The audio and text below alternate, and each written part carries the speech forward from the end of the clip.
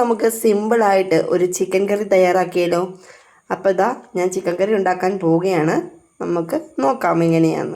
ഞാൻ ആദ്യം ഇതിലേക്ക് ഒരു 2-3 കഷ്ണം പട്ടയും ഗ്രാമ്പും കൂടെ ഇടുന്നുണ്ട് കേട്ടോ. അതിട്ട് കൊടുത്തു. നമുക്കൊന്ന് ഇളക്കി കൊടുക്കാം. ഇനി നമുക്ക് ഇതിലേക്ക് അരിഞ്ഞു വെച്ചിരിക്കുന്ന സവോളയും ചെറിയ ഉള്ളിയും ചേർത്ത് കൊടുക്കാം. അങ്ങനെ സവോളയും ചെറിയ ഉള്ളിയും ചേർത്ത് കൊടുത്തു. ഇനി നമുക്കിതിലേക്ക് എന്താ വേണ്ടത്? കറിവേപ്പില. അത് നമുക്ക് ഇട്ട് കൊടുക്കാം. എന്നിട്ട് നന്നായിട്ട് ഇളക്കി കൊടുക്കാം.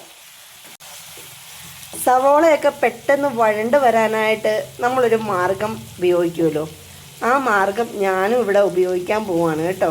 എന്താണത്? നിങ്ങൾക്ക് എല്ലാവർക്കും അറിയായിരിക്കും അല്ലേ? നമ്മുടെ ഉപ്പില്ലാതെ നമുക്ക് പറ്റില്ലല്ലോ. അപ്പം നമുക്ക് ഉപ്പിട്ട് കൊടുക്കാം.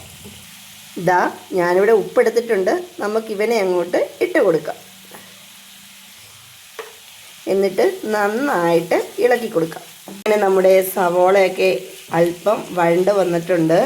ഇനി ഇതിലേക്ക് നമുക്ക് ഇഞ്ചി വെളുത്തുള്ളി പേസ്റ്റ് ഇട്ട് കൊടുക്കാം. ഞാനിവിടെ ഒരു 5-6 കഷ്ണം വെളുത്തുള്ളിയും 1 കഷ്ണം ഇഞ്ചിയുമാണ് കേട്ടോ ചേർത്ത് കൊടുക്കുന്നത്. അവനെ നമുക്ക് ഇതിനകത്തേക്ക് ഇട്ട് കൊടുക്കാം.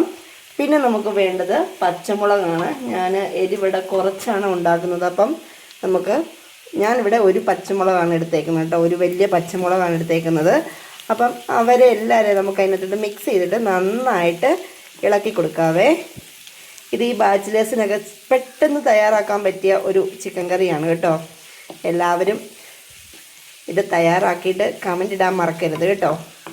ഇതൊന്ന് നന്നായിട്ട് വഴണ്ട് വരട്ടെ. അപ്പം നമുക്കിതിനകത്തേക്ക് അടുത്തൊരു ഇൻഗ്രീഡിയൻ്റ് കൂടി ഇടാനുണ്ട്. നമുക്ക് നോക്കാം. സവോള അത്യാവശ്യം വഴണ്ട് വന്നു. ഇതിലേക്ക് നമുക്ക് തക്കാളി ഇട്ട് കൊടുക്കാം കേട്ടോ. നമ്മുടെ തക്കാളിയും ഇട്ട് കൊടുത്തിട്ടുണ്ട്. ഇനി നമുക്ക് നന്നായിട്ട് വഴറ്റിയെടുക്കാം.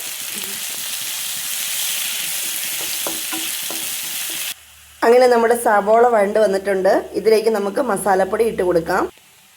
ചിക്കൻ മസാല, കുരുമുളക് പൊടി, ഗരം മസാല, മഞ്ഞൾ പൊടി, കാശ്മീരി ചില്ലി പൗഡർ, പിന്നെ വേണ്ടത് മല്ലിപ്പൊടി.